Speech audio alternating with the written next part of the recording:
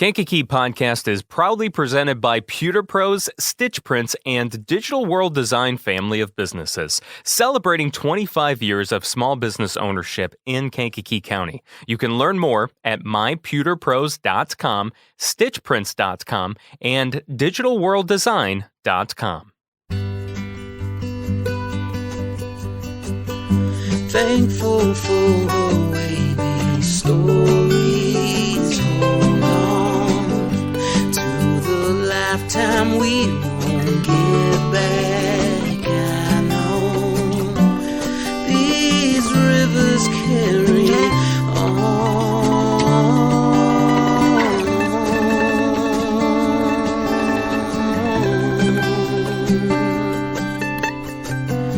People tend to stick to you after time. Places tend to do the same as we do. This river carries on and on.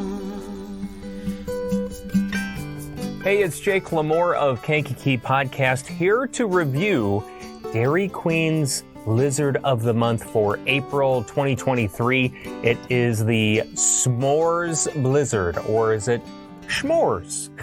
S'more or s'mores? People, I hear both. I think it's more fun to say schmores, but I know it's actually s'more. There's no H in there. So, Dairy Queen has taken marshmallow-filled chocolate bars, taken graham crackers, and then blended all of that into their world-famous soft serve. So let's give it a try here and make sure I kind of get all the toppings, if I can, in one bite. It's a big bite.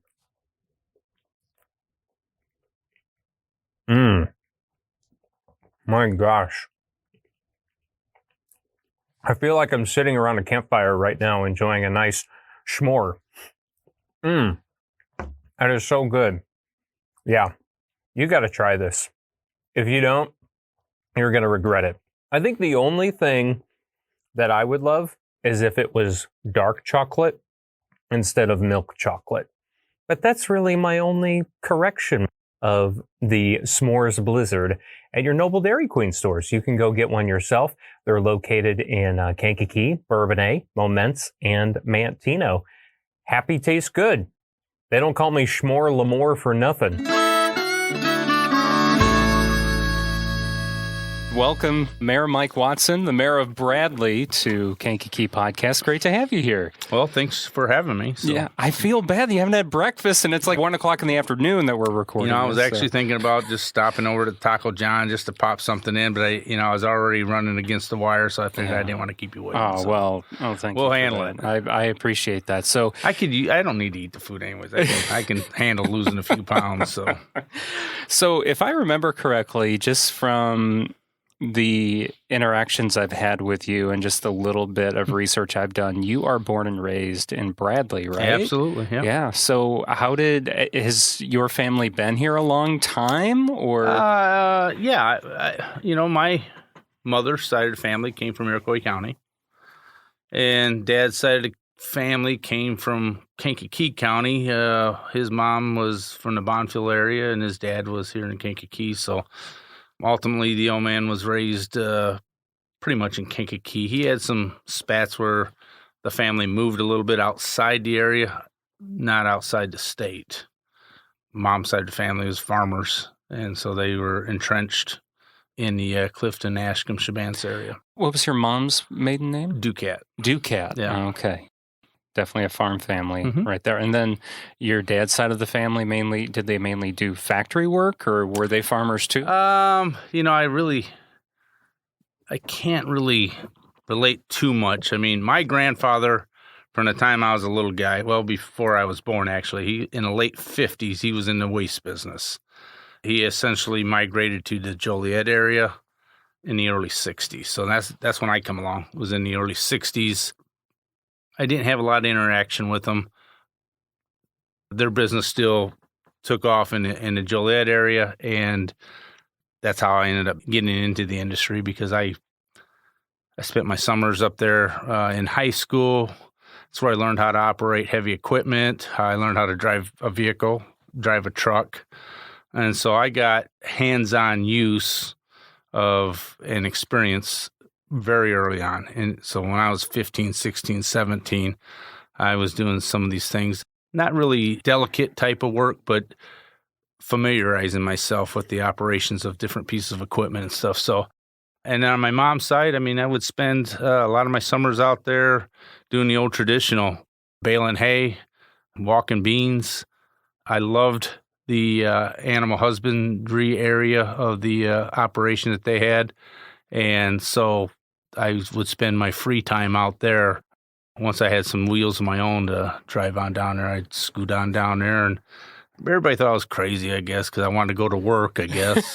Not that I was making any money, but you were helping out the I just families. enjoyed that kind of work, just like I enjoy the work that I do. I mean, I'm very happy with the career I've had and the chosen lot that I've taken.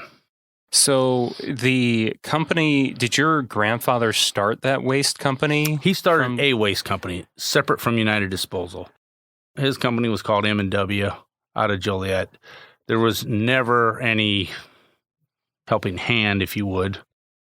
I just learned the industry. I knew once I came out of school. When I came out of high school, you had a lot of factories shutting down, early 80s, 1980s when I graduated. I went to KCC for a little stint. I was kind of bored because it was just a rehash of high school to me. And so I just took it upon myself to just inquire, ask about a lot of things. Village of Bradley was one of those things that I asked about the waste industry. There was nobody by the name of Watson in that business here. But, you know, at the time, truthfully, I had familiarity with the board members because some of them used to be my football coach. So I think they all knew I had great work ethic. Anybody that was associated with me from the time I was very young knew that if we need an extra hand, he's our guy because he's got some drive. He'll get out and he'll work. He's not lazy. So, I mean, and so, you know, I asked for the opportunity and so they put something up for bid and with the help of my dad, I used one of his trucks that he had in Joliet, and you know, everything was history from then on. You know, so your grandfather's company, does that still exist in some capacity? No, Did he sell to? Yeah, he sold probably about the time I got in. You started United Disposal right out of high school. A year later. After going to KCC and whatnot. You started with just borrowing one truck? One truck, yeah. And was it a legitimate garbage truck or was it just like... Yeah, it was I want to say it was a retired unit from the city of Aurora, and they had sold it through their public works department, and that's one of two trucks that my dad bought. I'm curious to learn, what was waste management like when you were learning it? Certainly not as complex as it is today. From a physical aspect of it, I mean, we were still dumping 55-gallon drums. People were burning their trash.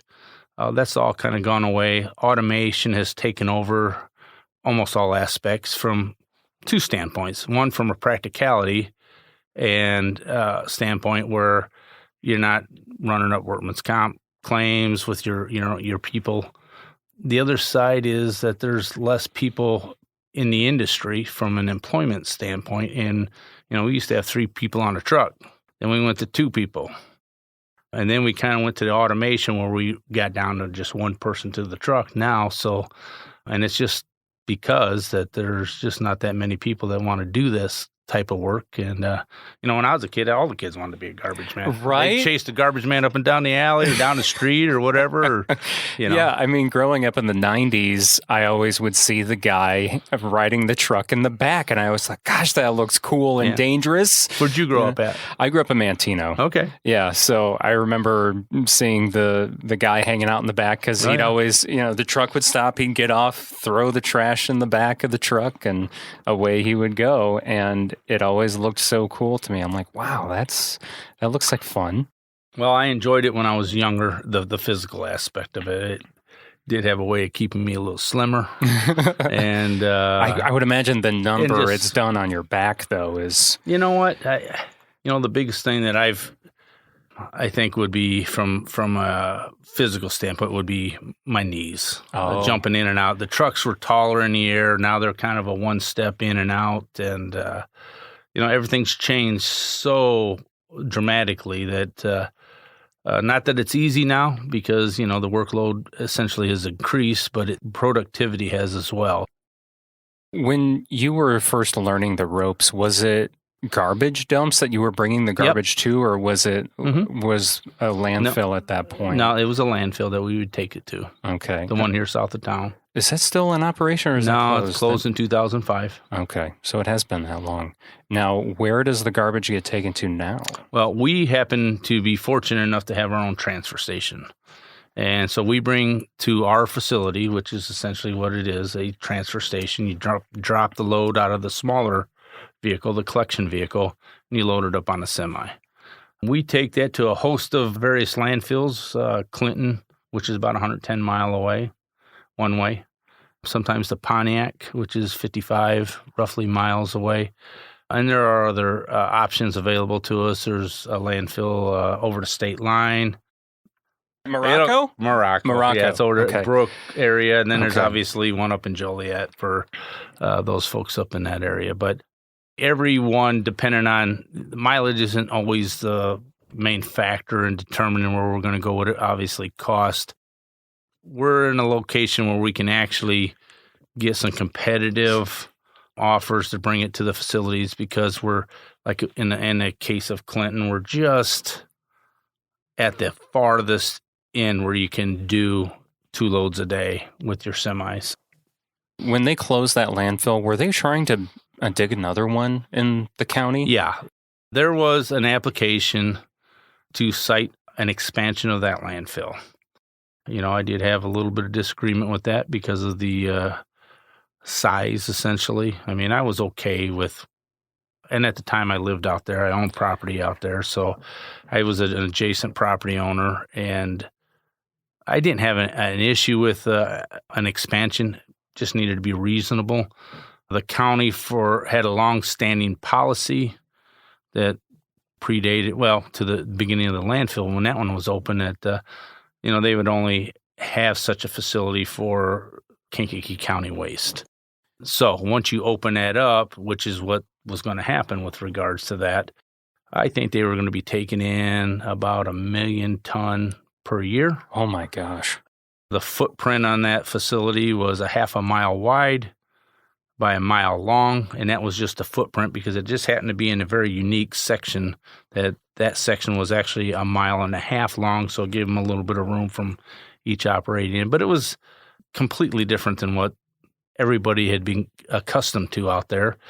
And from my perspective, I was okay with a reasonable expansion that would incorporate, even if they had to extend to a tonnage quota, let's just say, of 800 to 1,000 tons per day, which would get you about a third of what that capacity was. It'd get you around 300 ton annually. I could have probably worked with that, but I just knew that the impact, because I've taken my stuff to mega landfills before, and I know the impact is dramatic. And there happens to be quite a few residents that would be affected out there beyond their wildest dreams, on traffic, on odor, on debris. And so essentially I came down on the opposite side of that facility. How big do they dig those landfills? Typically a landfill is like, I'm going to say 30 feet deep. And they're lined these days, so they have a synthetic liner, but they do leak. I think the biggest change that you see in landfills is they like to go much higher now. So they're going up instead of down. They're going up, and in order to go up, you have to have a broad base to start with so you can go up higher at those higher elevations. I don't know that they needed that large of an acreage because they obviously do it in other areas, much less acreage involved, much less volume involved. And so I know that there was a point where that the balance, if there was a willingness to be go for the balance, that there was a balancing point that would accommodate my reasonableness and theirs as well to operate. Because you got to have a certain amount of volume in order to operate. And I knew that the model that they had originally started with was not going to cut it, but I had no avail of getting any traction with a discussion with that. Because how many waste companies are there in the county? I don't know. Essentially, we're down to three major ones and a few smaller operations, family operations besides that. Do dumps still exist? They do. And some of them are expanding still. So it's not the technology as much as we'd like it to be where it needs to be. The regulation that's involved with the permitted levels of air pollution, if you will, for, let's say, a gasification or an incinerator or for a landfill are growing. And so mega seems to be the way that everybody goes, and landfills are probably going to be king for a while, in my belief. I mean, you can't recycle everything. I mean, that's the issue, right? Because there's a lot of plastic and even other materials that can't be recycled, and plastic can only be recycled so many times. Right. My personal belief was that gasification was the way to recycle. And that's burning, right? Or no? What is that? It's burning without oxygen. So the emittance, and I've gone and looked at a few gasification plants, and one at Point Barrow, Alaska, probably back in 2000, I want to say 3, 4, 5, somewhere in that area. It's a very small operation. It was a little town called Point Barrow. All you got to do is look it up on a map. I think it might have been the size of Watseka. So their amount of waste was maybe 2 small packer loads a day.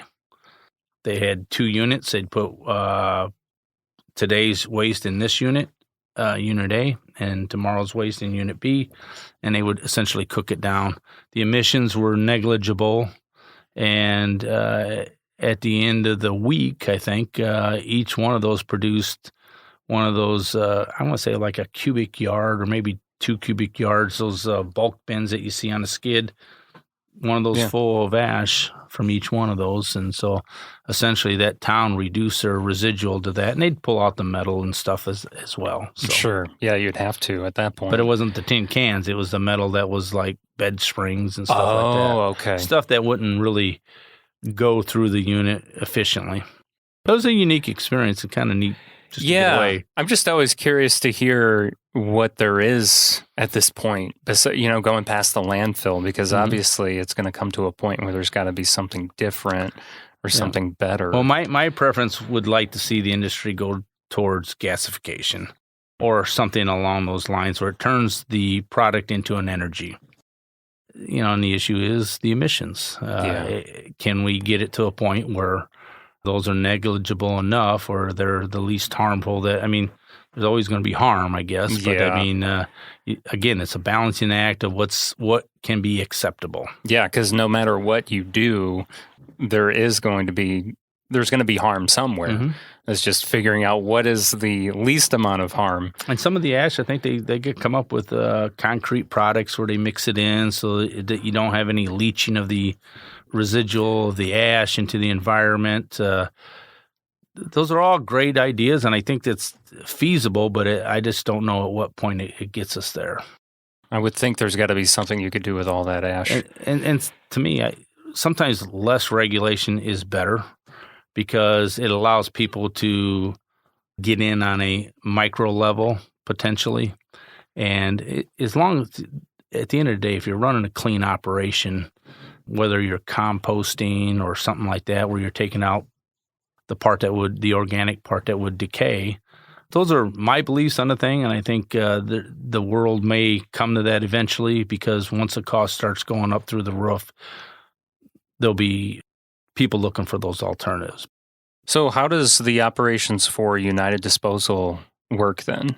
As far as just like the day-to-day, I guess even just going back to, you get that first truck, and then after, how much longer was it that you were able to start expanding from there in the 80s? Pretty much fairly quickly. I mean, You were just doing the Village of Bradley? Village of Bradley was the first client. Okay. I had a few other ones besides that, but I mean, really, it was this first revenue source that you could build off of. Village of Bradley, my hometown, has been very good to me. And that's why I try to do as much as I can back for the village and for some of my other clients as well that have just, you're grateful that they stuck with you the entire time and then they provided you the workload and you've developed some great friendships and relationships. And so at the end of the day, I'm grateful for everything that the Kankakee County area has done for us. So how does that work when you approach a village on being the trash collector? Well, back then, I've only done it once. Yeah. The Village of Bradley. Like you said, you did get very lucky. Yeah, I did. And so basically it was just an introduction to the board, who I was, what I wanted to do, if there'd be an interest. And I did speak with the previous mayor of Bradley and then the newly elected mayor of Bradley, which was Kenny Hayes at the time, and said, hey, look, that's something I want to do. And I can't say I knew Kenny at all at the time, but some of the board members did, and they had a belief that, and they liked the idea of doing business with somebody from Bradley. That was also a very strong key of mine, is that I'm from Bradley and we'll save you some money, and which we did. And so basically it was put out for bid and we were successful at it. And, we had a 31-year working relationship with them for, the first 31 years of my operations. And now today, though, Bradley there's 3 different, or is it 2 different? One of them's fallen out. Okay. Prairie was involved in it. Prairie was bought out by the Homewood company that I spoke to you of. Okay. They didn't really have an interest in being a part of the residential plan here. So, but it started out with 3 and dropped to 2. But, folks got an option now. When you complain, you don't like the service, you don't like the price, you don't like whatever, you can pick up the phone, try somebody else that happens to be licensed. So. Yeah, because the thing is, it seems like what's typical is that each village or each city sticks with one provider, and it's exclusive. Yep. And that's that. Are there any other of the municipalities that do that locally? I would say they probably do have other municipalities. Yeah, sure. We got the concept from the Champaign-Urbana area. Okay. And they do it on a much bigger scale than what we do it. Sure. So that's where it originally started. The thought process was that the village removes itself. They're not in a position where they're selecting the vendor, and it lets the marketplace essentially determine who succeeds and who doesn't within that market. And so at that rate, then, for the Village of Bradley, you're not sitting down and negotiating a rate with these companies then, right? Right. We're removed from the process. Yeah. But it's the people and... But if it was exclusive, then the village would be negotiating those rates. Yes. Okay. And there's been limited competition more and more in the area. So who you negotiating with? Mm-hmm. The market is a little lopsided for exclusive contracts right now. And I don't know if I see an end to that, because consolidation has been happening since I got into business.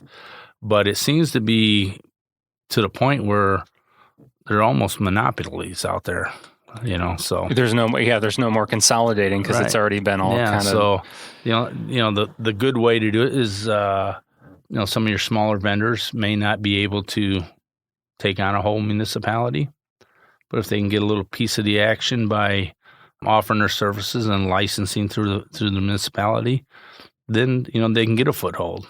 Mm-hmm. And that's what I want to see. I want to see the smaller companies make a comeback. Mega everything is not always good for people that are paying the bill. How big is United then? As far as, we got 5 trucks that we run. Okay. In the county.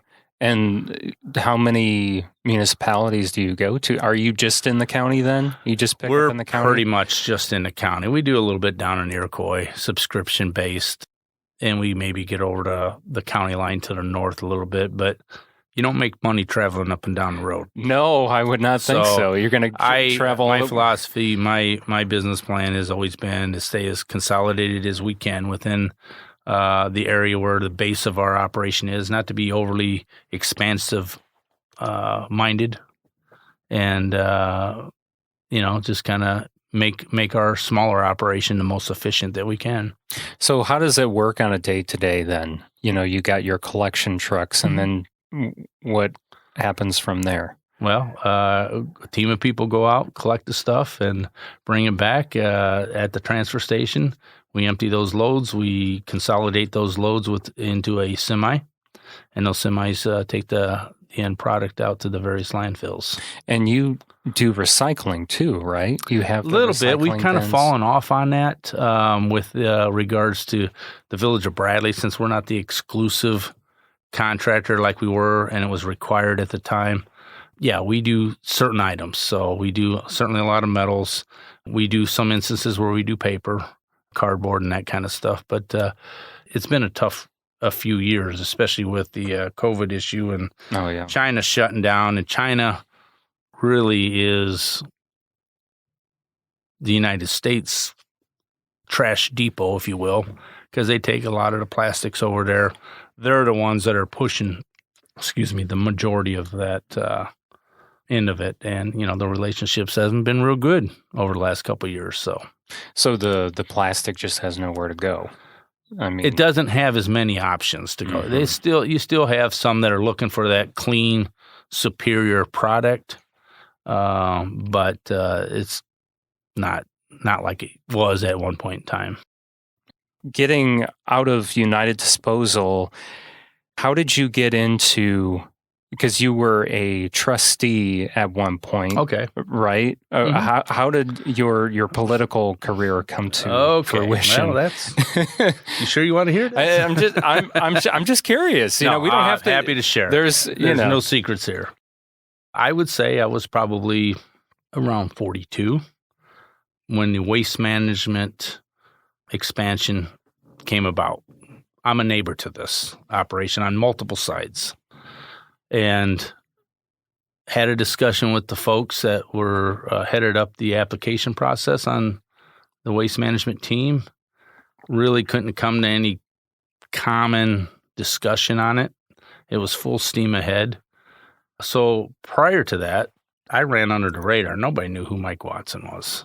I just went about my business. You weren't on any boards or anything like that? Nothing like that. No? But once I entered the hearing process as an objector, then a little more notoriety came my way. Along with the notoriety, sometimes it's not all bad, but people take note. Well, we maybe want to do business with this guy, and a lot of people did. So my business has continually grown despite being involved in politics. Sometimes you can have an adverse effect where, we don't want nothing to do with you. It's been relatively good. But anyways, my first venture in was when I ran for county board. I was living in an area that was not known as Salmons Point at the time, but ultimately became Salmons Point. And I don't know if you're familiar with where is Salmons Point? It's south of the fairgrounds. Okay. So we did, as Mike Watson, I did about a 7-year battle with the expansion. And we went through multiple hearings, and I put together a team of experts to the best that I could, which was legal counsel and a few geologists, a few traffic analysis individuals. And this was all with back to the landfill we're talking about? Okay. And, so that's where my entering into politics. I, at the time, the representative of my district, which is eastern part of Otto Township, pretty much, was in favor of the expansion and had supported the expansion. And so, I thought most of my neighbors don't want this expansion. Almost all of them didn't. And so I thought, well, maybe I'll run for political office. And so I ran against the representative from my area at the time. So that was my entering into the foray of politics, I guess. And you won. No, I did not win. You did not win. I lost. Okay. But I performed pretty well. Won 50% of the precincts. So you run for county board, didn't make it. Nope. Then what? Well, then the application process for the landfill was about after the denial, which 3 hearings, and these are 3 separate hearings, by the way, of which the first one was pitched out because of lack of proper notification. The second one was approved by the county board, but the issue of proper notification was again raised, but it did pass the county board. And then the third one was an actual denial by the county board. I don't know if the evidence was stronger or they were just tiring of the political battle of, I'm going to say 4 or 5 years probably. I remember. And ultimately, the one that did pass was overturned by the appellate court because of the notification issue.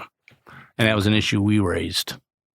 I guess once that was done, I met a lot of new people in my neighborhood that I didn't really know before because I was busy working and just coming home and relaxing. I was a little bit of a home buddy. I wasn't a socialite in the neighborhood. You kept to yourself. Yeah. And people began to understand what it is that I was fighting for. They reached out, a lot of them. And then once they did that, I said, hey, look, I said, this thing's going to come back to revisit us again, because once you're denied, you have a 2-year cooling off period before you can reapply. Did they come back? They didn't. But the reason they didn't, I believe, was the fact that we organized Salmon's Point, which Salmon's Point was collectively a portion of that site, a portion of the surrounding area. And as a Illinois municipality, jurisdiction then gets turned over to the municipality. So basically, the only way we could supersede the county was to become a municipality. So Salmon's Point is now a municipality. Yeah. Wow. And that was all organized just to have... Well, it was organized to give ourselves the strongest voice in the matter. And, when I talked to my neighbors in regards to that formation, they were all looking for alternatives. So it wasn't a real tough sale. I said, look, I spent a tremendous amount of money on the original 3 hearings. I said, I have an option if you guys are supportive of it and you're willing to reach out to all the folks that may not be supportive of it, but to get this pushed through on a referendum that would cost far less, and it allows us to at least be the deciding factor. So they have to apply with us. And neighbors bought into it. It was approved by the county court system. Waste Management, ironically, appealed that, and we had to go to the appellate court. And the appellate court sided with Waste Management. So we were up and operating for about 1.5 years, and they sided with Waste Management, said that because the legal description of the municipal boundaries were not attached to the petition, so essentially a staple. And I don't know if you've ever seen a legal description, but they're pretty lengthy. Yeah, I've tried. I'm not going to read it. Yeah, I've tried reading them, and after a few minutes, you're like, my head hurts, and you don't. Well, imagine that on 1,200 acres of various homes and stuff scattered throughout a 2-mile area, essentially. I think it was multiple pages. I'm going to say 4 or 5 pages probably. So they said, no, if you want a municipality, you got to redo it. So basically, we folded that tent and put another referendum on the thing, and was able to get that snuck across before they really had ample time to submit the application, because their 2 years had expired. And because we were successful with that one, you just didn't hear any more about it.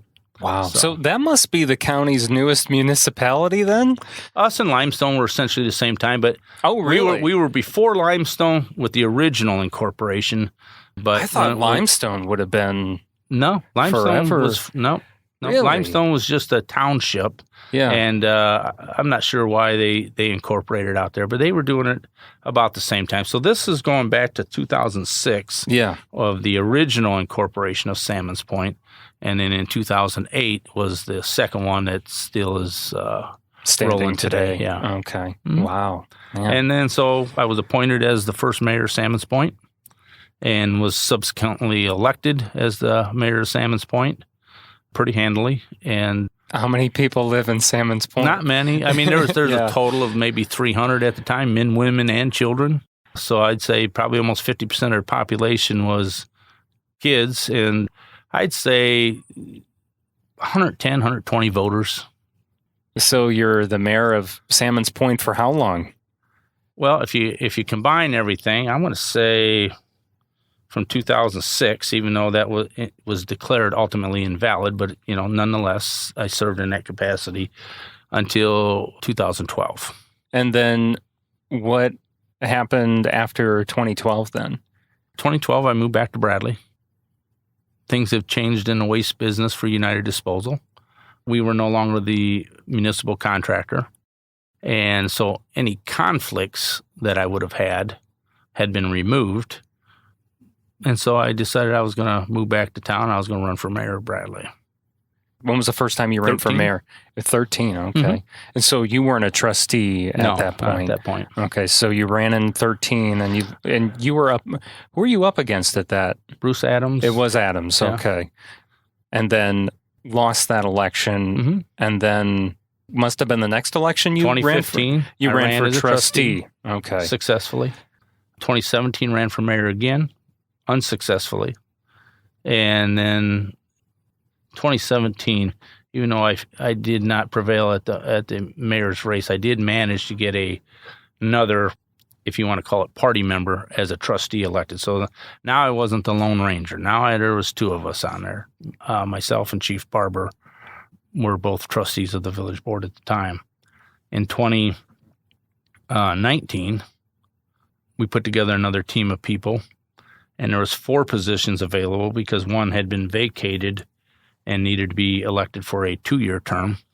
And we put together a team there that has been very strong and has prevailed in the last couple elections by wide margins. What do you want people to know about Mayor Watson? Just a regular guy, and really.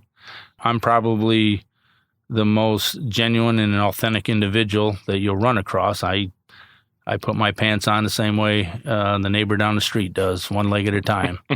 I work every day.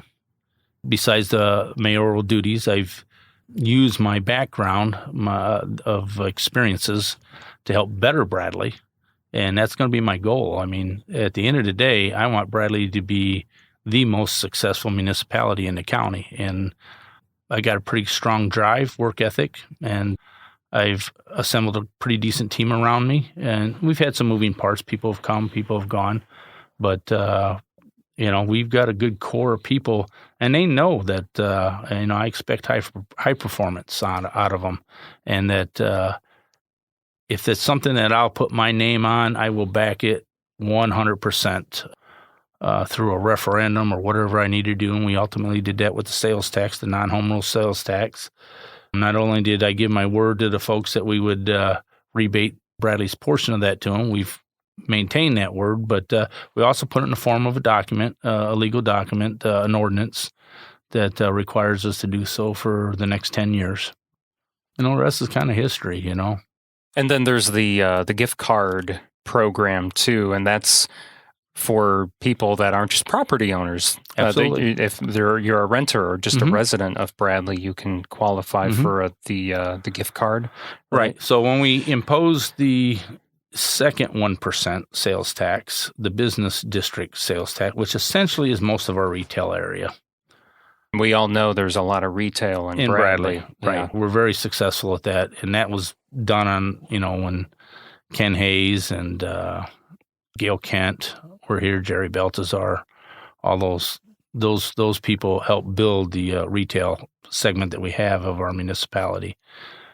But when we imposed the second one to improve our business sales tax district, like where the mall's at, in order to redevelop that, and it's got to be redeveloped, it's dying.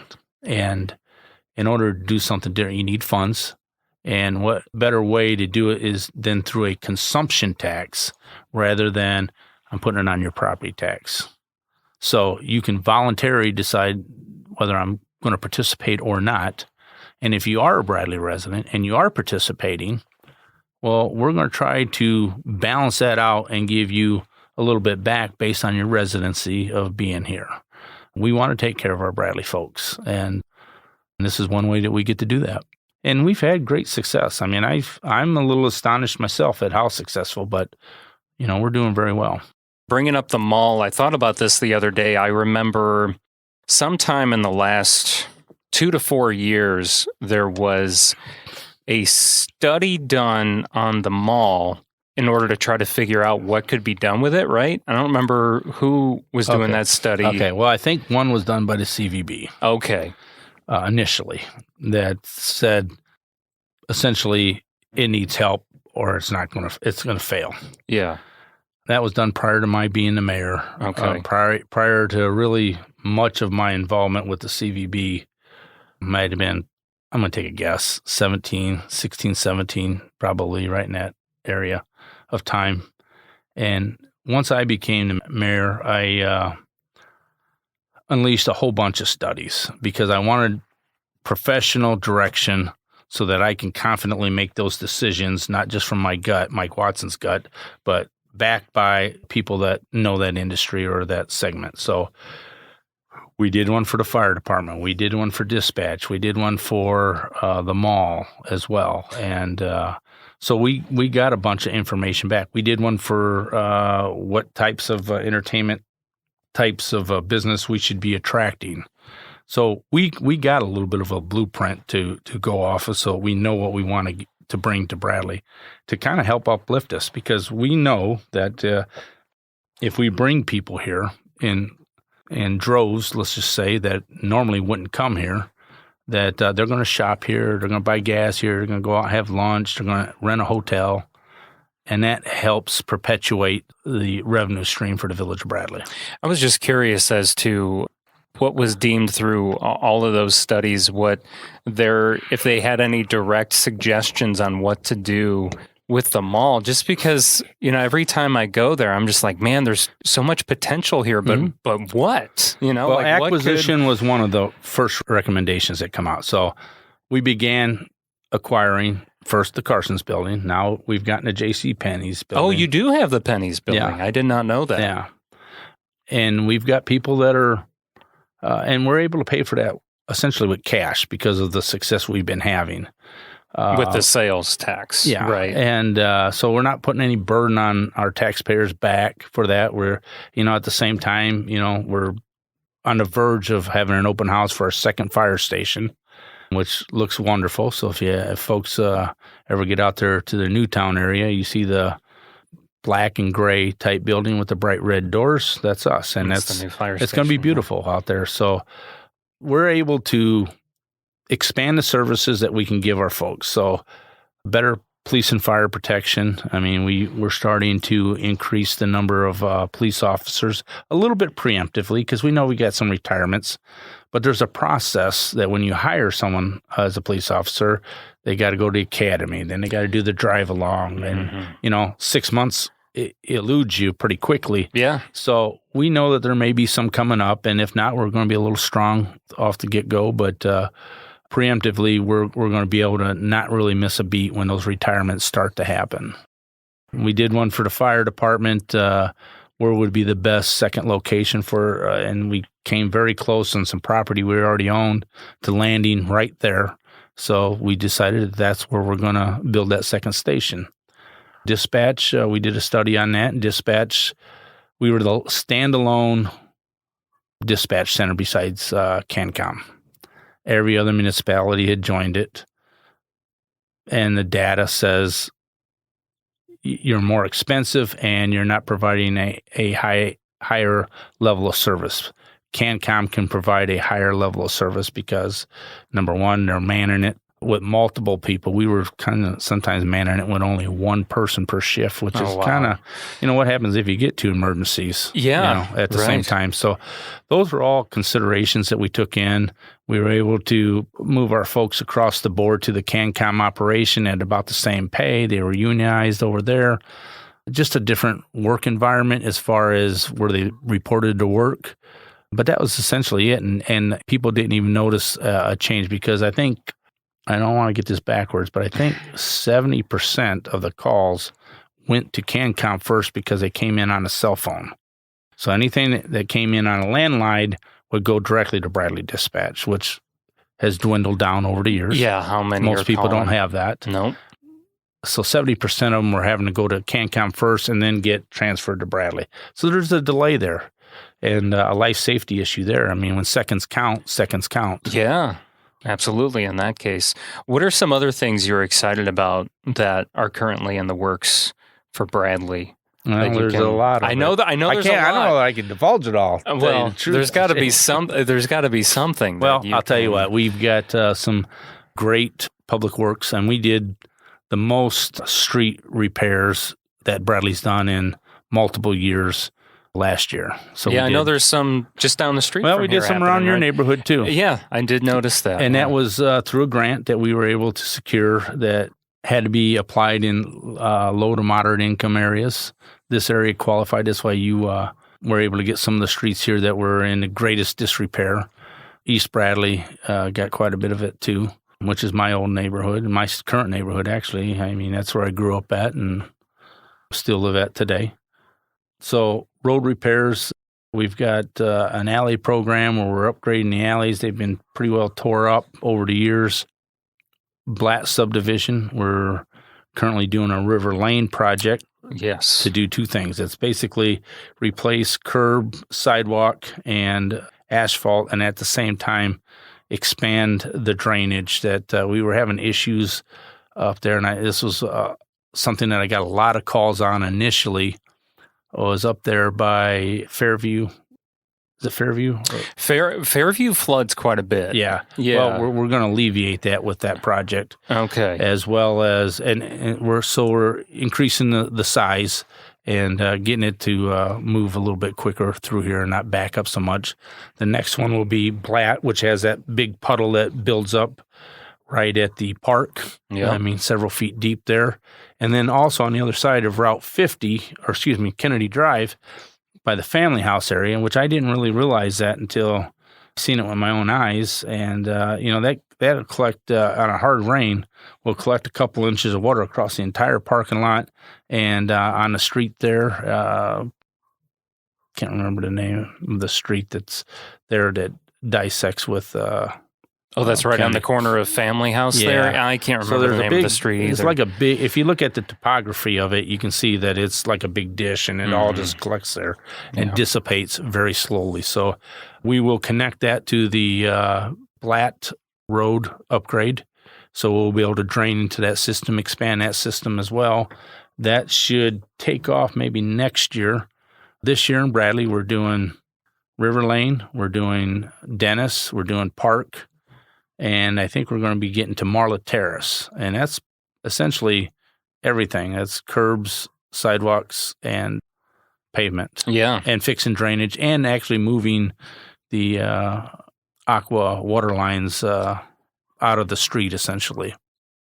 I was going to applaud you on Helgeson Park, too. The lampposts look great.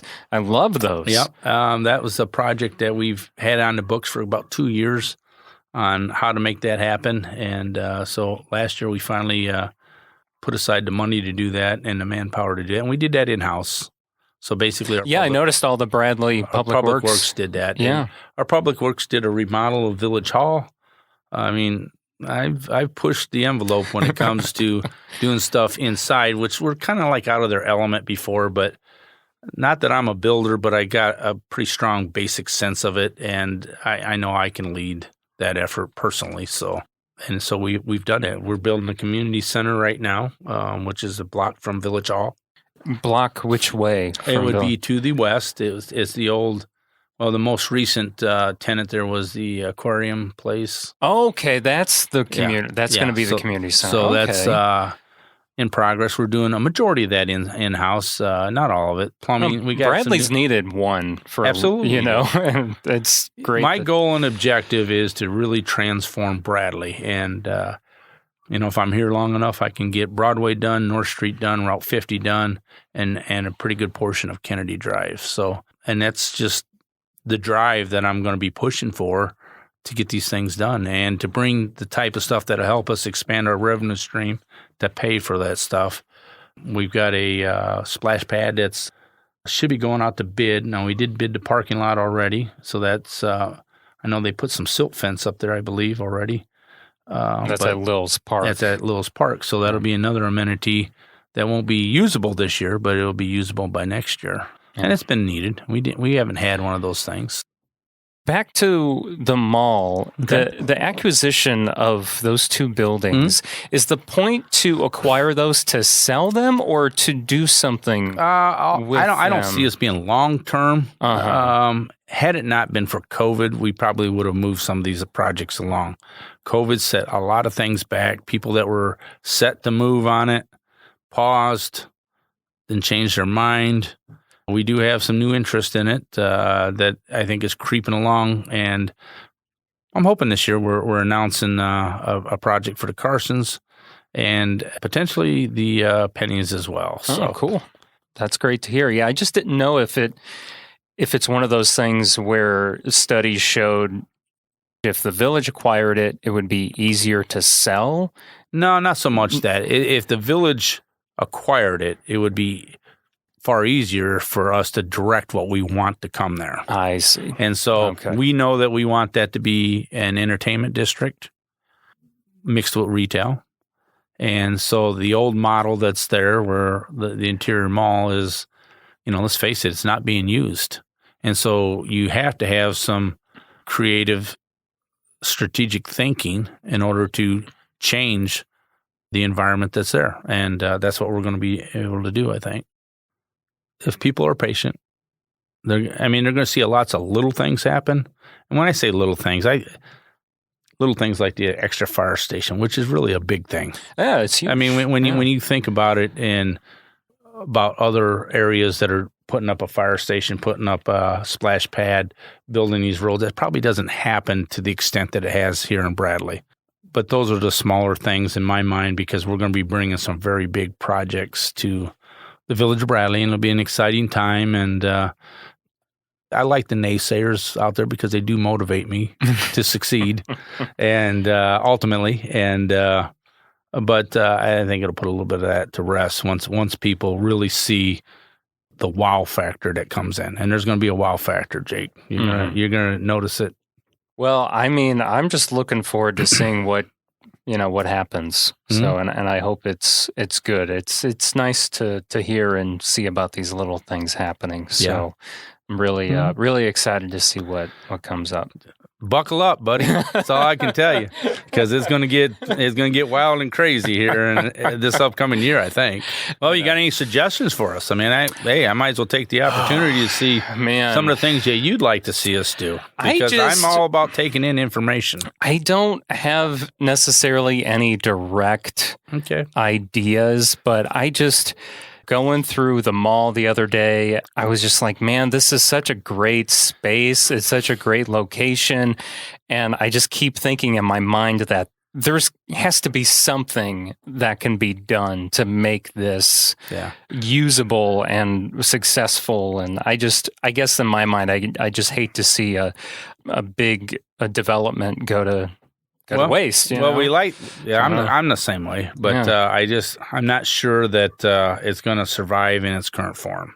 I think in order to do something, if you really look at the entire piece of the property with all the parcels that they've broken up on, it was laid out for a mall at the time, and I can remember when the parking lot was plumb full all the way out to the outer ring road. Sure. You don't see that anymore. No. So in order to develop that, there's going to have to be some development out there in those outer areas, and maybe some of the interior areas got to come down, I think. So, I mean, that's what our planners are telling us. That's not me saying that. Right. I'm just parroting essentially what the guidance is pushing us towards. Well, it was built for a specific purpose, and that doesn't necessarily mean it's going to translate to a new purpose. But there are some things that I would like to essentially recycle about that building without changing much, and I want to see where that takes us to ultimately. So. Yeah. If I think of anything directly though and ideas, I'll let you know. But I can't think. I'll give you my cell phone if you need it, buddy. I'll see what I can think of. But feel free, because like I said, pretty open when it comes to, the office that I run. I'm not there as often as I used to be because of, my work issue has changed a little bit. Well, a lot of people don't realize, it's not essentially the mayor of Bradley. It's not a full-time position. Right. But I did make it a full-time position for the first 3 years, pretty much. I was there a strong 40, not as much now, but I'll get back to that. And because it was a transition period. Mm-hmm. I feel like you almost had to be there that much. Yeah. Well, and I'm grateful for the people that were part of the team at that time. Loyal people that I will forever be grateful for their efforts that they put forward to help me succeed, help me get some legs underneath me. I've got a little wherewithal with me with regards to a municipality this size now. So I have a high confidence level of where I'm at now. But it did take some of the staff to, I don't say prop me up, but to give me that intricate guidance to make those decisions. And I like to kind of make rapid fire decisions. I want to weigh all the information, but I don't like to make people wait, and I don't want to be waiting on other people. So we like to streamline as much as we can. And, early on, I had a few fights internally over the sales tax thing. Some of the folks didn't want to rebate money back to our people. So this guy's not getting out there and supporting that. We're going to give this money back to our people. And once we do that, what we got left, we'll live within those means in order to make Bradley succeed. And if you really look at it, another thing that I'm kind of proud of is the fact that we got 100%, maybe it fell a little bit below 100% fully funded police pension. At the time, it was 100% fully funded. We wrote the check. Same with our fire pension. And we were, at the time, the only municipality to have fully funded police and fire. Some would have one or the other, but we were the only ones that had both. The market's changed things a little bit, so stuff drops a little bit. I've led that effort to put Bradley in really good shape as far as pension obligations. So kind of take that off the plate for future administrations. Thank you for all you do, Mayor Watson. I appreciate anything else you want to add? I could sit there all day. I know, I could too. There's so many. Happy to come back if you come up with some more questions. But no, I do appreciate the opportunity to reach your audience. Yeah. A lot of people don't know me. They have an illusion of who and what I am. It's not always the case. And exciting things are on the horizon. So all I can tell you is that stand by. We're going to make a lot of things happen. I look forward to seeing what all that is. All right, Jake. Appreciate the opportunity.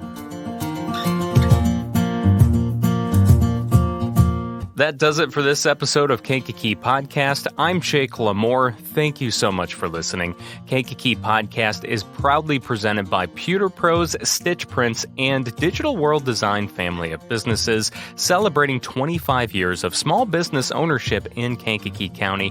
You can learn more at mypewterpros.com, stitchprints.com, and digitalworlddesign.com. Also, a special thank you to our patrons for helping make this episode possible, including Don Geisinger, Diana Crowley, Joseph Lamont, Bill Parakis of Meineke Car Care, Lori Crayoch, Karen Bishop, SLS Home Inspections, Seth and Mary Berkey, Jake Lee, Jesse Arsenal, Dave Barron, Veronica Featherston, John Sullivan, Sue Hornung, Samantha Rochnowski, Lake Iverson, Travis Garcia, Jane Bostwick, Dawn Harrison, Simon Topless, Scott Wright, Carrie O'Connell, Jamie Race, Joanne Berry, Anthony Vicelli, Natalie Flagel, Carl Earps, Jeff and Rosa Carroll, Teague Dreenan, Sandy and Steve Twait, and Rose Lucky. To become a podcast patron, go to KankakeePodcast.com, then click on the Patron tab. If you pledge $5 or more per month, you'll also hear your name announced on an episode of Kankakee Podcast. There's also access to extended versions of episodes, video versions, and much more. Our theme song was written and performed by Lupe Carroll and recorded by Daniel Bishop. This river carries